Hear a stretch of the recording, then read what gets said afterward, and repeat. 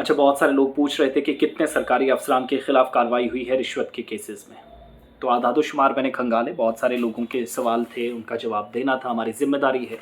तो कुछ फिगर्स मुझे मिले एंटी करप्शन ब्यूरो के ज़रिए, कुछ एक आरटीआई के जवाब में जो हुकूमत ने कहा है, कंसर्न अथॉरिटीज़ ने कहा है।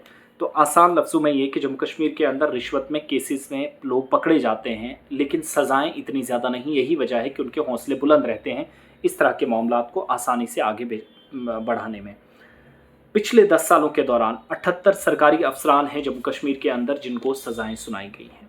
इन 10 अफसरान में सतर्क नागरिक जो डिपार्टमेंट ऑफ विजिलेंस ने एक आपको याद होगा कि कैंपेन चला रखी है, मोबाइल एप्लीकेशन लॉन्च की है, जिस पर आपको कोई शिकायत करनी हो तो करते हैं। 2020-21 के बाद एंटी करप्शन ब्यूरो भी छापे मारती है, कई लोग गिरफ्तार हुए हैं।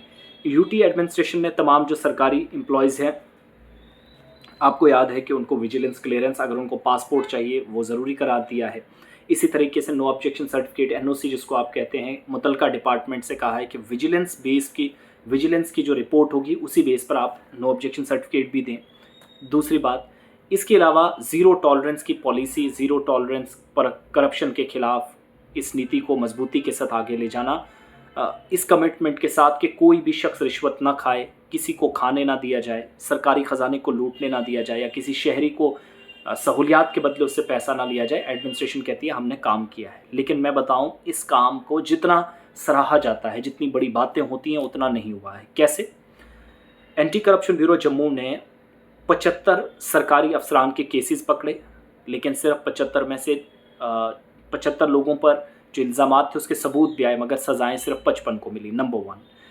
इसी तरीके से special anti corruption court Srinagar, जहाँ केसेस बडगाम से आए, गांदरबल से केसेस आए, 42 केसेस आए, लेकिन सिर्फ 18 लोगों को 2010 से 2023 तक सज़ाएं सुनाई गई। दूसरी बात, इसी तरीके से एंटी करप्शन ब्यूरो की जो वेबसाइट है वो पता चलती है कि बड़ा ना ग्रिप टाइट किया है करप्ट ऑफिशियल्स के खिलाफ एंटी करप्शन ब्यूरो ने। लेकिन क्या किया है, अटैचमेंट जिन लोगों के असासों की करनी थी या बैंक खाते मुंजमद करने थे, ट्रैप केसेस थे, बहुत सारे लोगों को पकड़ा गया। 202 करोड़ रुपए के केसेस पकड़े गए, लेकिन हाई प्रोफाइल लोगों की गिरफ्तारियां अमल में नहीं लाई जा सकी। इससे आप अंदाज़ा लगाइएगा कि जो कह के लगाना, बड़ी बड़ी बातें करना, दावे करना, खुद लेफ्टिनेंट गवर्नर, यूनियन टेरिटरी के चीफ सेक्रेटरी, बाकी तमाम अफसरान, back to village, my town my pride में, कि कोई किसी को कोई पैसा नहीं देगा, आपके घर आकर अफसर आपका नौकर है, वो काम करेगा। लेकिन हालत ये है।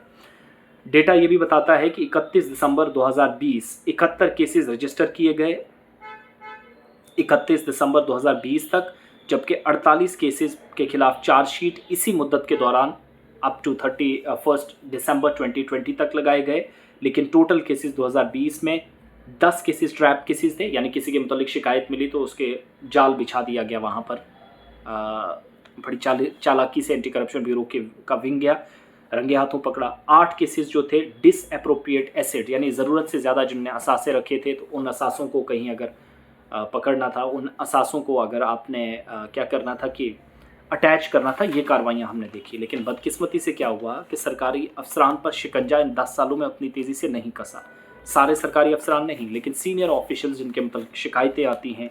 बदकिस्मती ये है कि मैंने गुलिस्तान न्यूज़ पर भी ये खबर जब 2 दिन पहले आपके सामने रखी, बल्कि 1 दिन पहले, तो मैंने आपको बताया कि बातें बड़ी बड़ी होती हैं, लेकिन अगर सज़ा का तयन कम है तो फिर उस करप्ट ऑफिशियल के हौसले बुलंद हो गए। यार मैं तो जेल रह के आया हूँ, मुझे क्या कोई कर लेगा, मैंने वहाँ की दाल खाई है, मैंने हवा लगाई है।